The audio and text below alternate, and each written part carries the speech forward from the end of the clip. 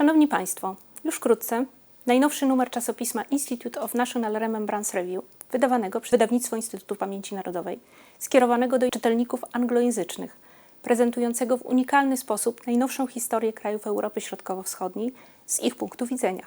Wielka wojna ojczyźniana na trwałe zmieniła granice w Europie Środkowo-Wschodniej.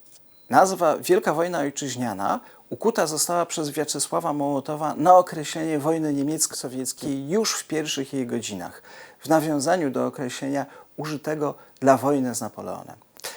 Radiowe przemówienie Mołotowa z 22 czerwca 1941 roku należy do najbardziej mitotwórczych tekstów II wojny światowej. Kluczowe jego frazy są również kluczowe dla późniejszej sowieckiej i komunistycznej narracji. Motywem przewodnim trzeciego numeru Institute of National Remembrance Review jest propaganda historyczna, używana jako narzędzie polityki sowieckiej i bieżącej polityki Federacji Rosyjskiej. Obecnie narracja ta kierowana jest na zewnątrz państwa rosyjskiego jako przekaz dla świata i do wewnątrz dla konsolidacji narodu. Dawno już wykroczyła poza granice promowania polityki historycznej, a stała się po prostu elementem wojny informacyjnej. Na tej wojnie, której celem jest narzucenie państwom Zachodu wykreowanego przez Kreml paradygmatu dziejów, obowiązują określone metody walki. Nie ograniczają się one do jednej formy manipulacji.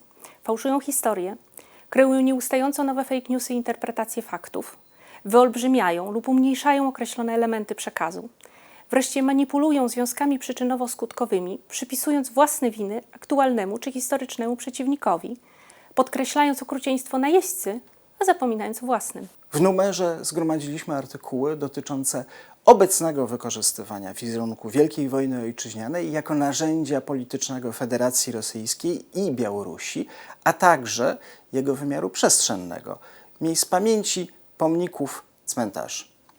Wreszcie Wielkiej Wojny Ojczyźnianej w nowoczesnej kinematografii rosyjskiej, a w końcu współczesnego działania sowieckiej propagandy, jak i przekazu na temat wojny w powojennej historiografii.